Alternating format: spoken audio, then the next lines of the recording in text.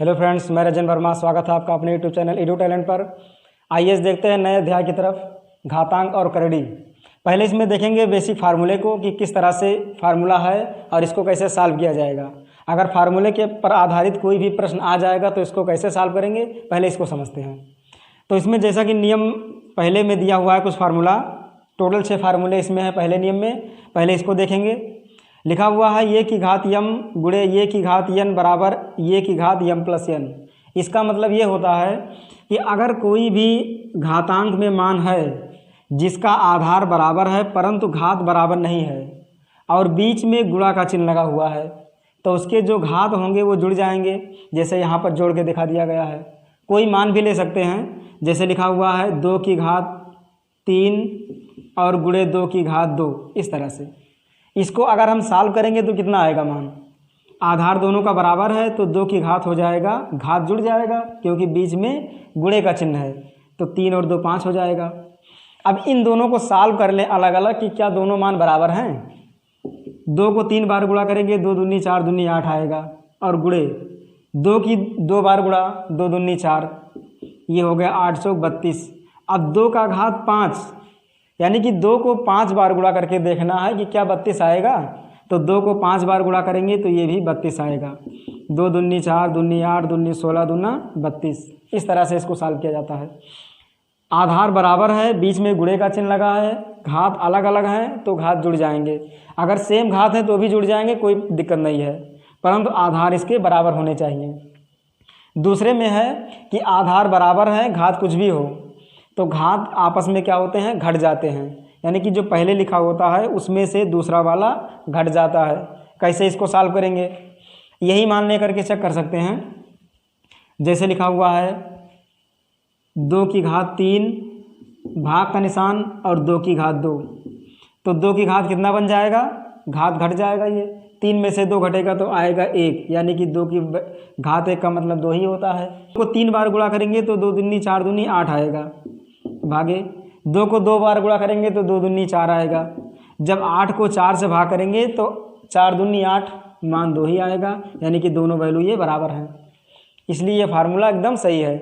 तो इसमें यही किया जाएगा कि अगर बीच में भाग का निशान है, आधार सेम है तो घात घट जाएंगे।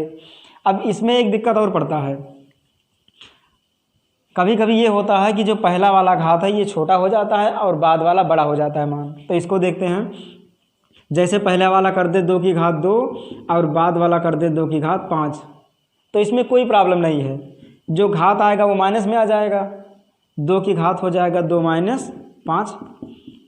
जब 2 में से 5 घटाएंगे तो घटेगा नहीं, 5 में से उल्टा घटेगा ये, तो 5 में से 2 घटेगा तो -3, तो ये 2 की घात -3 हो जाएगा। और मान निकालना चाहें सही तो ये घात माइनस में है, ये बटे के नीचे चला आएगा। इसको अभी पढ़ेंगे हम व्युत्क्रम वाले नियम में। तो 1 बटे हो जाएगा 2 की घात 3, तो 2 दूनी 4 दूनी 8, यानी कि 1 बटे 8 इसका मान आ जाएगा। तो माइनस में आएगा तो बटे के नीचे करेंगे तो ये प्लस में हो जाएगा। अभी इसको पढ़ेंगे व्युत्क्रम वाले नियम में, ये यहाँ पर दिया हुआ है इस तरह से ये वाला मान। चलिए और देखते हैं इसका तीसरा दिया हुआ है कि ये का घात यम और पूरे का घात यन। यानी कि अगर घात का घात दिया हुआ है तो ये घात आपस में गुणा हो जाते हैं। जैसे दिया है 2 की घात 3 पूरे का घात 2 बराबर कितना आएगा, तो 2 की घात 3 का घात 2, घात की घात गुणा यानी कि 2 3 6, 2 का 6 बार गुणा करेंगे तो कितना आएगा, 2 दूनी 4 दूनी 8 दूनी 16 दूना 32 दूना ये 64 हो जाएगा। अब इसको सॉल्व कर लें अलग से, तो 2 का 3 बार गुणा 2 दूनी 4 दूनी 8 और इसका स्क्वायर, तो 8 का स्क्वायर का मतलब 8 2 बार गुणा होगा तो 8 रहियाँ 64, ये भी बराबर हो गया। इस तरह से सॉल्व होगा ये मान। अब देखते हैं चौथे वाले को। चौथे वाले में दिया हुआ है ये का घात यम गुणे बी का घात यम। इसमें आधार अलग अलग हैं परंतु घात सेम है, घात बराबर है और आधार अलग अलग हैं। अगर घात बराबर होते हैं तो जो आधार होता है वो गुणा होकर के और पूरे पर घात लग जाता है, परंतु यहाँ चिन्ह गुणे का होना चाहिए। तब गुणा का चिन्ह है तो गुणा हो जाएगा, 1 में हो जाएगा, भाग का चिन्ह है तो भाग हो जाएगा या बटे में कर देंगे। तो कैसे सॉल्व करेंगे इस वाले प्रश्न को, कोई भी मान ले लें हम। जैसे ये का मान ले लें हम 2, 2 की घात दे दें 3, यहाँ b लिखा हुआ है, b की जगह पर यानी कि 2 के अलावा दूसरा मान लेना है। तो यहाँ लिख दे 5 और 5 की घात यम का मतलब यही 3 होना चाहिए क्योंकि घात सेम है। तो 2 गुणे 5 1 में हो जाएगा और पूरे का घात बन जाएगा 3। साल करेंगे तो 2 पंचे 10 की घात 3, 10 को 3 बार गुणा करेंगे, 10 2 100 2 1000 हो गया। अब इसको अगर हम डायरेक्ट सॉल्व करें यानी कि अलग अलग सॉल्व करें तो 2 का 3 बार गुणा, 2 दूनी 4 दूनी 8, 5 का 3 बार गुणा, 5 पचे 25 पंचे 125। अब जब 125 को 8 से गुणा करेंगे तो ये भी 1000 हो जाएगा। 8 पंचे 40, 8 दूनी 16, 4 20, 8 का 9 8 2 10, 1000 ये भी हो गया। तो ये भी मान सही है। अगर कोई इस तरह से आ जाता है, कोई ज़रूरी नहीं कि ये बी में दिया हो, इसमें भी दे सकता है, हो सकता है एक्स वाई में करके दे दे कंडीशन में, तो इस तरह से इसको लगा सकते हैं।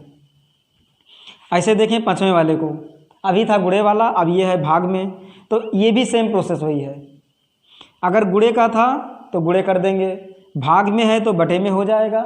देखिए इसको भी ये की जगह पर लिख देंगे 2 और 2 की घात 3, यम की जगह पर कर दिया हमने 3, भाग का निशान लगा देंगे। बी की जगह पर लिख देंगे 5 और यम की जगह पर 3। अब 2 को 5 से भाग करना है परंतु घात सेम है, तो ये हो जाएगा 2/5 की घात 3 पूरे पर घात 3, क्योंकि भाग में है, भाग को हम बटे में लिख सकते हैं। अब 2 को 5 से भाग करेंगे, 3 बार गुणा कर देंगे, या ये भी लिख सकते हैं 2 का घात 3 बटे 5 का घात 3, अलग अलग भी लिख सकते हैं इसको। 2 का 3 बार गुणा 8, 5 का 3 बार गुणा 125। अब 8 को 125 से भाग दे देंगे, दशमलव में मान आ जाएगा। अगला वाला है इसमें 6ठा नंबर, ये का घात 0 बराबर 1, ये का घात 0 बराबर 1 मान आया है। ये कैसे होगा?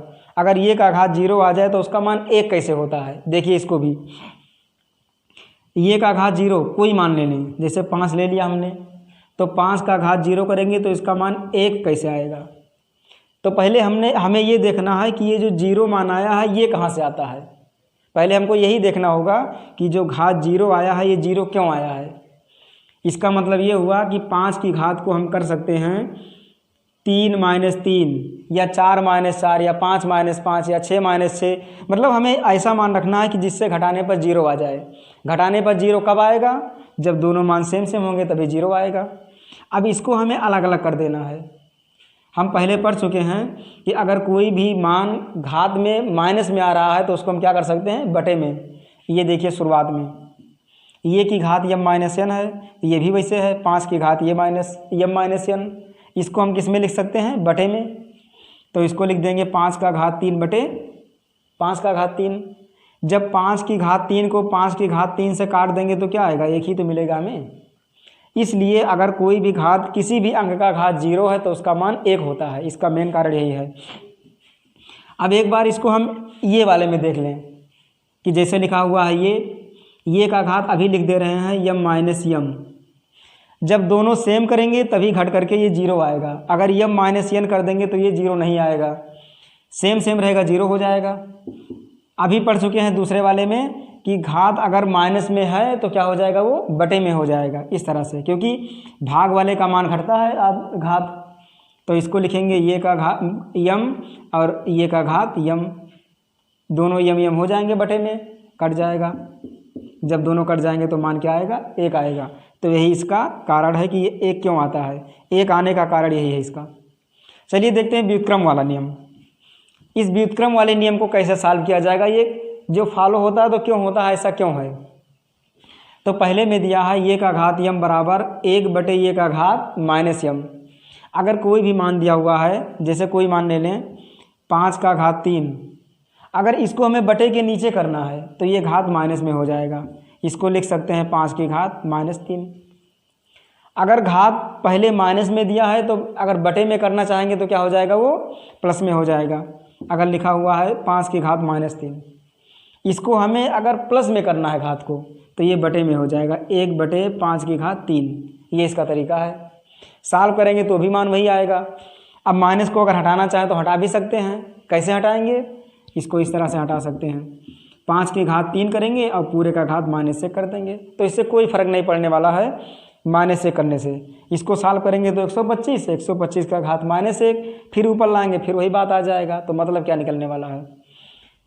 अगले वाले को देखें, दूसरे में है ये बटे बी का घात यम बराबर बी बटे ए का घात -m। ये भी वही है, अगर घात प्लस में दिया है और इसको हमें माइनस में लाना घात को, तो इसको जो आधार है इसका वो क्या करेंगे, पलट देंगे।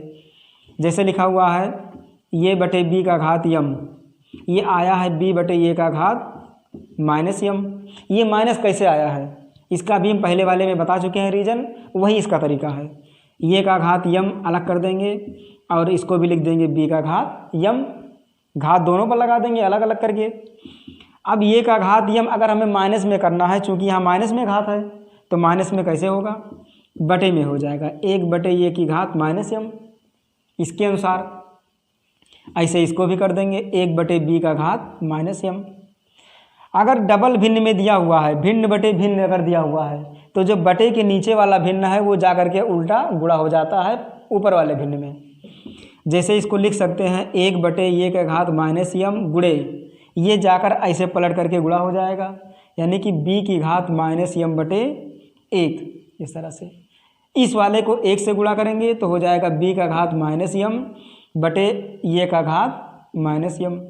अब इसको लिख सकते हैं b बटे ए का घात -m, क्योंकि घात तो सेम है और आधार अलग अलग है तो घात को पूरे पर लगा दिए, तो आ गया b बटे ए का घात -m। ये हमारा सिद्ध हो गया। ऐसे इसके बगल वाला भी है, ये दोनों सेम है। अगर ये बटे बी का घात माइनस में दिया है तो प्लस में कैसे लाएंगे, तो पहले इसको प्लस में कर लेंगे बटे में करके, उसके बाद में यही प्रक्रिया अपना देंगे, प्लस में आ जाएगा मान। ये तीसरे में है ये का घात n बराबर b, ये दिया हुआ है ये का घात n बराबर b, इसमें ये वाला मान आ गया है b का घात 1 बटे n। तो ये देखा जाए तो स्क्वायर वाले से आया हुआ है, जो रूट वाला नियम होता है। तो देखते हैं इसको कैसे आएगा। जैसे लिखा हुआ है ये का घात 2 बराबर b, यानी कि ये स्क्वायर बराबर b लिखा हुआ है, हमने n को भी मान लिया स्क्वायर। तो ये बराबर मान निकालना होता है तो क्या करते हैं, यहाँ स्क्वायर है तो यहाँ जा करके किस में बदल जाता है, स्क्वायर रूट में। तो ये हो जाएगा स्क्वायर रूट b। अब 2 तो यहाँ लिखा नहीं जाएगा, केवल 3 से लिखना शुरू करते हैं। तो ये बराबर हो गया स्क्वायर रूट b। और स्क्वायर रूट b को हम इस तरह से भी लिख सकते हैं, b का घात 1 बटे 2 भी करके लिख सकते हैं।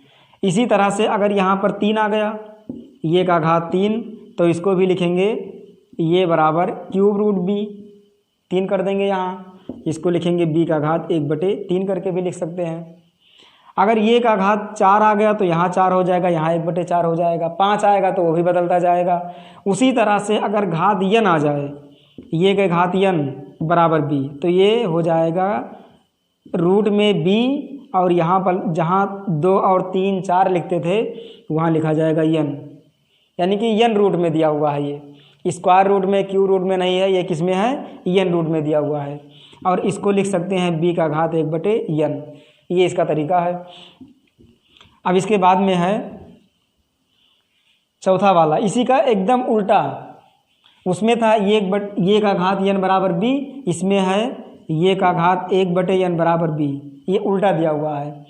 इसको थोड़ा समझते हैं दूसरी तरीके से, यानी कि मान रखने वाले के तरीके से।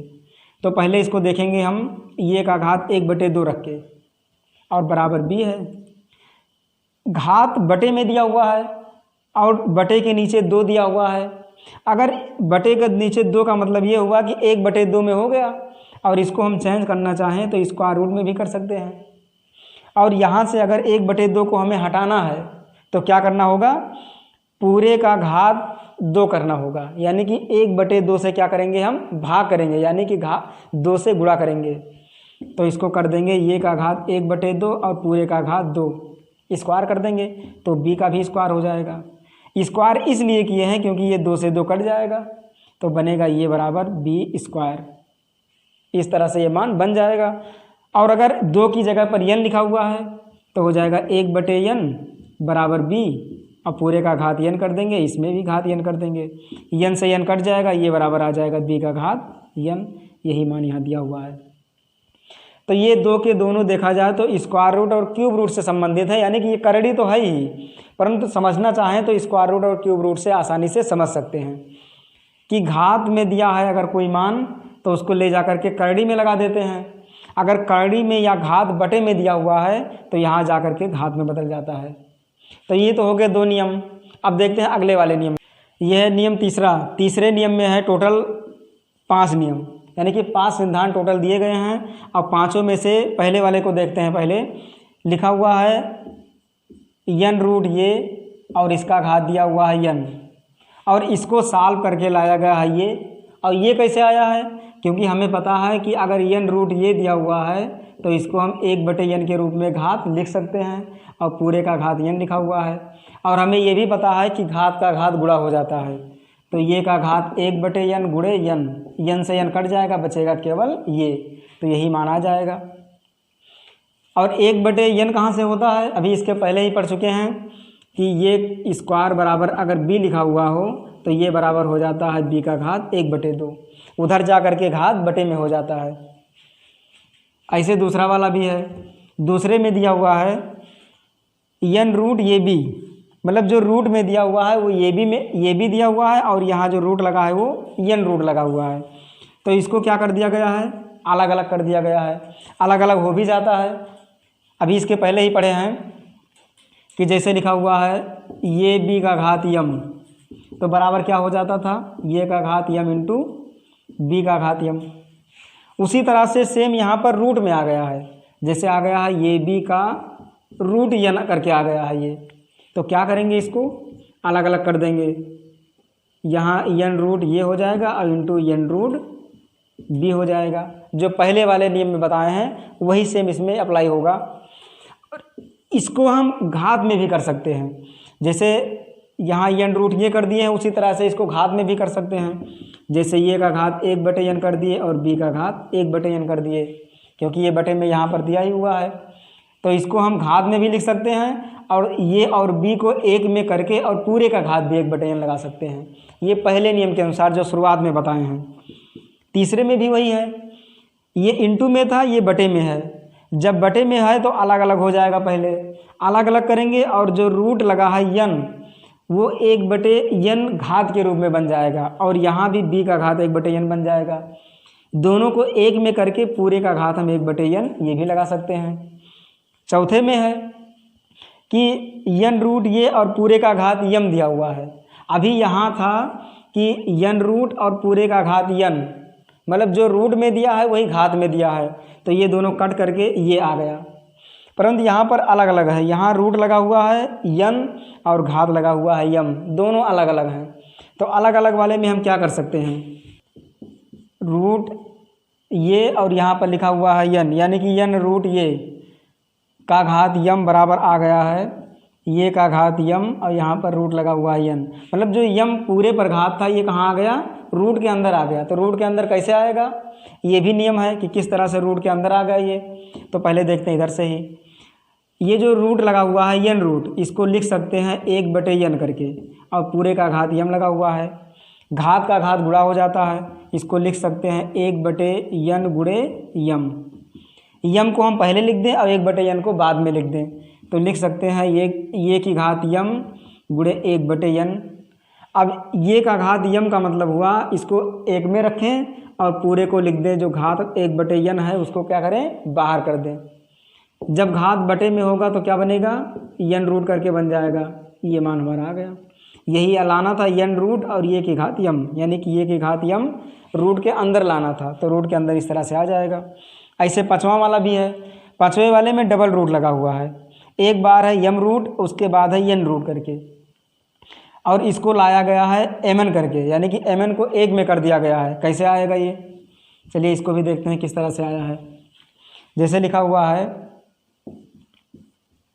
m रूट फिर n रूट ये कर दिया गया है। कैसे करेंगे इसको? पहले शुरुआत करेंगे अंदर वाले से, तो ये वैसे लिखा रहेगा। इसको लिख सकते हैं ये की घात 1/n, ये इतना हो गया। अब इस वाले को भी लिख सकते हैं ये की घात n और पूरे का घात 1/m, ये की घात n और पूरे का घात 1/m। हमें ये भी पता है कि घात का घात गुणा हो जाता है, तो लिख सकते हैं ये की घात 1/n गुणे 1/m। अब ये बन जाएगा ये की घात 1/mn, ये बन गया 1 करके mn दिया हुआ है। और जब mn दिया हुआ है तो क्या इसको हम ये नहीं लिख सकते हैं √mn करके, यानी कि mn रूट हो जाएगा ये, क्योंकि 1 करके पूरा है, यहाँ 2 रहेगा तो 2 लिखेंगे, 3 रहेगा 3 लिखेंगे, n है तो n लिखेंगे, अगर mn है तो mn लिख देंगे, तो ये इसका वैल्यू हो गया। तो नियम तो लगभग सब कंप्लीट हो चुका है।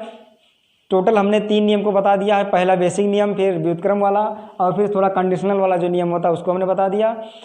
कल लेकर के आएंगे इससे संबंधित कुछ प्रश्नों को, रूट वाले प्रश्न को कैसे सॉल्व किया जाता है, कल उसको देखेंगे। तब तक के लिए हमारे साथ बने रहिए। वीडियो पसंद आया हो तो लाइक करें, शेयर करें, कमेंट करें। धन्यवाद।